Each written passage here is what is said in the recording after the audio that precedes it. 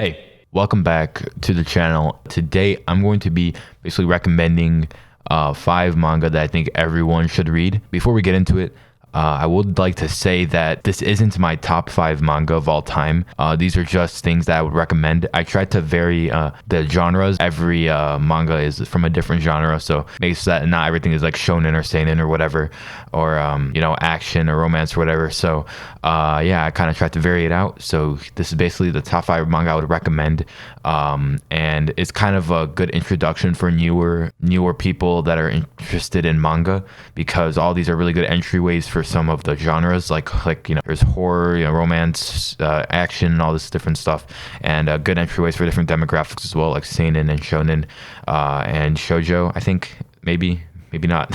But yeah, so first we'll get into the first manga right now, and that is Beastars. So Beastars is such a good manga. A lot of people think that this is a weird manga because it has, it's human animals, like furry shit, and people think that's weird, rightfully so. But the Beastars, they do it so right. I don't know how else to say it, because Beastars is just such an amazing story, and the way they use animals just makes the story just so much more in depth. And especially in the more recent volumes, I think this has the potential of becoming one of my favorite series of all time, and I definitely 100% recommend this. It's basically about this guy named I don't even remember his name. I haven't read this in a while because I'm actually just ordered new volumes, because I only read the first 8, and there's I think 11 out. So what Beastars is about this guy Legoshi on the front cover, and basically he's trying to find his place in society, because he is kind of like an outcast, I guess you could say, but also it has kind of like the elements of like herbivores and carnivores and stuff like that, and how there's kind of like a segregated society, and how he's like the big wolf, a carnivore, and he's kind of feared upon because he is a carnivore, and their natural instincts to want to eat like herbivores and stuff, and that's something that is bad to do. And I think that like this is just crazy unique, and I think you guys should definitely check it out. I don't really want to get too far into it because I don't want to spoil anything, but yeah, that is Beastars. Definitely 100% recommend it for anyone, really. So next up, I'm going to take a little bit of a turn. We have Uzumaki by Junji Ito. Obviously Uzumaki is a very well-known manga that I'm guessing many of you already read. It's definitely a very good entryway to horror. I think this is one of the best horror manga I've ever read. And it's just so good. It's basically about this town that's been infested with spirals, and after reading this, I have a new fear of spirals now that after I read this. So there's that. But what makes this manga so special from any other manga is that the art style is just amazing, and it actually has a very good story, surprisingly. At first you might think it's a bunch of short stories, but kind of towards the end it all kind of links together, and it all kind of comes together, and with an ending which I honestly I'm a real fan of the ending of this. Honestly, it is horror, like I said, so it is very like gruesome, very gory as well. So if you're not into that, I wouldn't pick this up. But if you think you like horror, or you kind of don't know if you want it or not, Uzumaki is like the perfect manga for you to get into the horror genre. And it's also by Junji Ito, one of the people say best mangaka out there, so in terms of horror. So definitely you cannot go wrong with Uzumaki. Like, I'm just gonna open up like the cover page right here. It's just crazy. The art in this is just crazy. And yeah, so that's Uzumaki for you. I did a review on my channel. Here's a card for that. If you guys want to see more about what Uzumaki is about, make sure you go check out that video, because I think I kind of go more in depth about the story. So anyways, that's Uzumaki. Let's go move on to the next manga. Next up, we have something also very different from Uzumaki. So next up, we have A Silent Voice. This is definitely a really heartwarming, sad but also happy story at the same time, about these two people, Shoko and Shoyo. Basically, when they were in middle school, Shoyo bullied this girl Shoko because she was deaf. Because of that, people started to bully him, and then he became kind of more isolated. And then a couple years later, in college or high school. I think it was college. He kind of wanted to redeem himself because he felt really bad for what happened.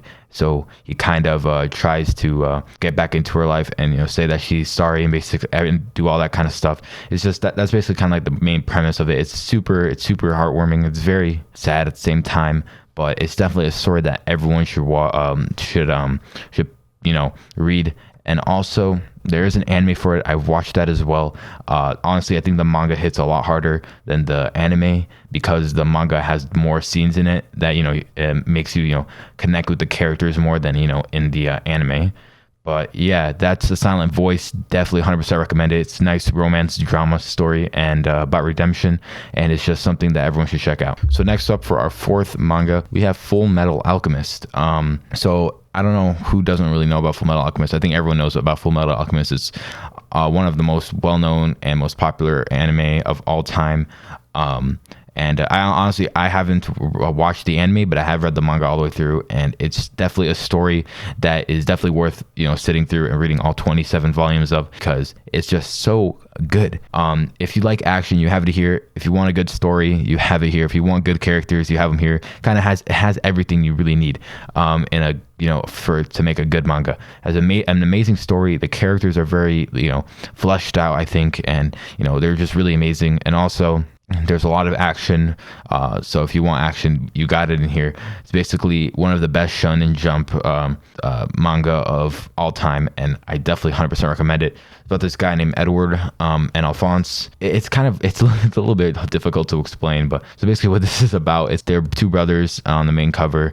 Obviously, right here you can see that there's the metal dude, and then there's Edward, which is human. In an attempt to take their mom, they basically try to bring her back to life, but it backfires, and he turns into a suit of armor, and he loses his arm and leg and has to replace them with metal parts. That's kind of what happens in the beginning, and then this entire story just unravels, and it's just super good. They're trying to get their old bodies back, and it's just an amazing story, and I 100% recommend this as well to anyone, especially newcomers to Shonen Jump. This is really good because it's probably one of the best shonen titles of all time, and I 100% recommend it. And the last manga is my favorite manga of all time, and that is Vinland Saga. So if you've seen my other videos, I always talk about this. This is my favorite manga of all time.